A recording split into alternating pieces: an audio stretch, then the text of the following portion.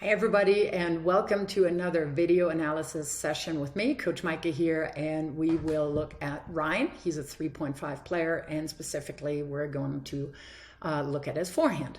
So I'll just let this run through in almost real time so you can see your stroke, just what it looks like. And what I'll then do is I'll actually add Fabio Fognini in and we can compare the two of you. All right, so let's get started. The one thing that we had talked about in the lesson, again, just as a reminder, is that I would probably choose a little bit of a deeper positioning in the court. So when I'm feeding, of course, it's okay. I didn't feed the balls as heavily or as hard. That's perfectly fine to be up here. But you do see here the positioning of Fognini. He's a little further back there, and that just gives you a little bit more time to prepare. Doesn't mean that you're a passive player or anything. It's just that you do have more time and you can load properly behind the ball, prepare properly, and then still be very, very aggressive, as we're going to see in a second. So let's get started with the grip. You have an Eastern moving on over to a semi-Western. Fognini has a full semi-Western. And let's look at the take back here. So what I do like is that you have your unit turn here. I think you could be more active with your offhand. So we look at that.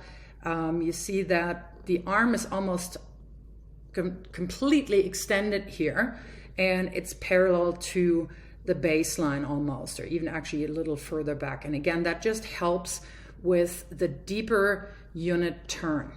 Bring in the hip and the shoulder back. And I think you see that here a little bit. Fognini's back, right hip, sorry. His right hip is having a little bit of an angle pointing backwards, and so does his right shoulder. And yours are still having a little bit more of an angle going this way. So that just helps with the kinetic chain, with the loading, from just generating energy from the ground up using your legs right here, your outside leg. So that's just something I think that we talked about a little bit more, especially when we did the higher and heavier balls that you need to use your semi-open stance for when you're being pushed off the baseline a little bit. So both of you have a semi-open stance here. I do like that the racket head is above the wrist. But what I do want to point out is that you have a very shallow take back, so there's almost no loop, and that's why I chose Fognini here, because you see how low he's getting under the ball, and then he brushes up fairly steeply.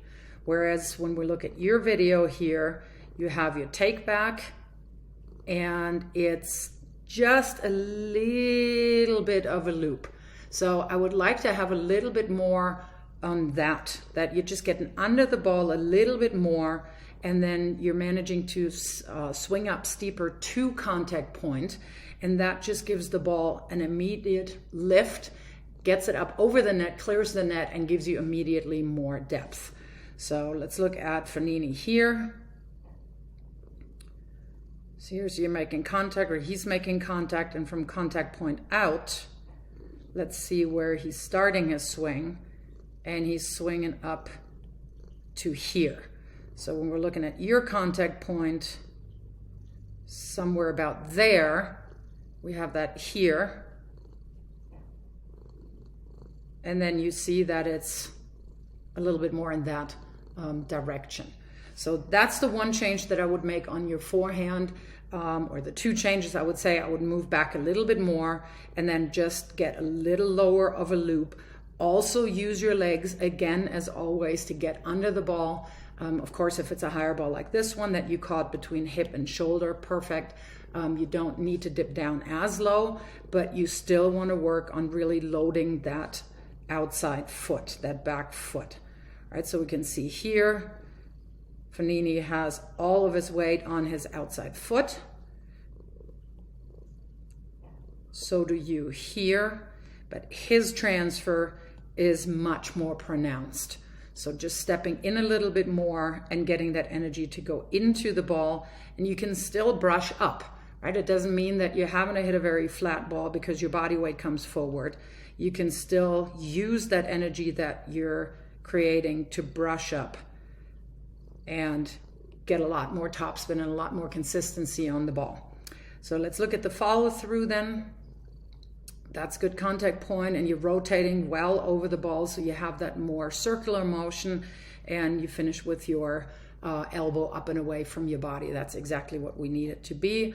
And you have the racket side with which you hit the ball facing out to the fence. So that is good. And let's compare that here to Fognini. Same thing here. We see that he's rotating over the ball, brushing over the ball. And then here, the side with which he hit the ball is also facing to the outside fence. So those are really good components. You got a lot of fundamentals right. It's just those two changes that I would really work on. And we're going to look at your forehand from the back now, and I think then we get it from another perspective. So again, I'm just going to let this run through a little bit, just for 2 shots, and almost real speed. And then we're going back to break it down a little bit. And I am actually going to add Pablo Carreño Busta because that was the only footage I got. But I think, again, we can see very well what we're talking about here. So we're starting with the take back again. The footage of Carreño Busta starts right at this point here. And I think we see the use of the off arm, of the non-dominant hand. So you're separating your hands a little bit sooner here. So we're seeing here on that unit turn, Pablo still has his left hand attached to the racket, or just guiding it, holding it. The racket rests in his hand, whereas yours separate here. And the left arm here does not play a very active role. So that is one way really to start a really good preparation, actively taking that left shoulder around, using that left arm to just stay connected with the racket a little bit longer. So you see that here, that is when the ball is about to bounce, that's when he separates his hands. And the left hand after that still stays up. Right? See how long that stays up, and just helps with bringing that left shoulder, left hip around. From this player's perspective over here, you would see Pablo's left shoulder blade. And if we look back at your turn here, I'm on the other side there. I probably see a left hand profile, but I'm probably not seeing your left shoulder blade. So just a little deeper unit turn, and that just helps the entire preparation. And again, that starts to activate the kinetic chain. You know, the loading from the ground up. The more you turn here, you see that Pablo's getting a little bit of a deeper bend here. And again, just using that outside leg to start the entire movement from the ground up. So it goes from, here we go, it goes from the ground, it goes from the legs, of course, then travels up through the hip, through the torso, then shoulder, then elbow, and then lastly the wrist. So that is where the wrist comes into play, and then he just pronates through, and this is basically just a deceleration when, you know, the left leg comes back onto the ground. That's the effort to keep his balance.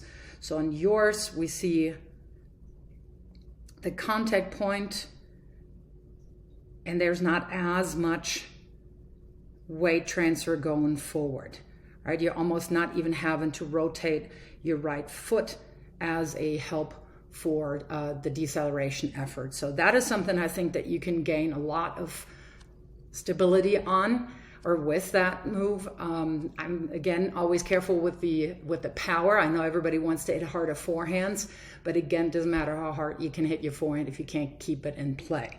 So the second really, really big difference is here. See how low that take back is. So we can't quite see that here from this perspective, but his lowest part of the loop is around just hip high or thigh high, and maybe a little bit above the knee, whereas your take back does not come any further than almost your waist. So you're starting your forward swing here, and to my mind that could also be a little bit further away from your body, again, so that you're not feeling as jammed.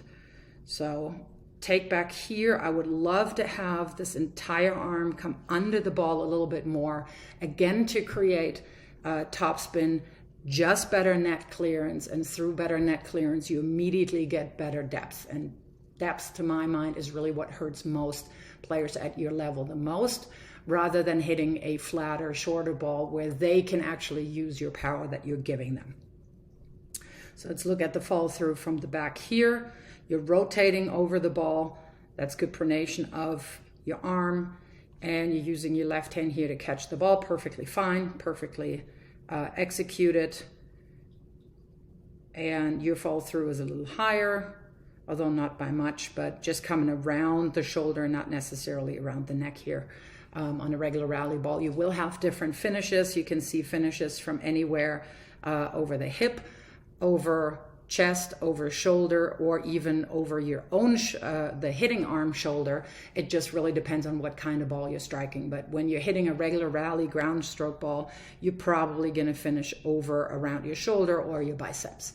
So again, really, really good fundamentals. I like those. It's just a couple of tweaks that we talked about, and I'm looking forward to having this video analysis in about a month or two to see what the changes are.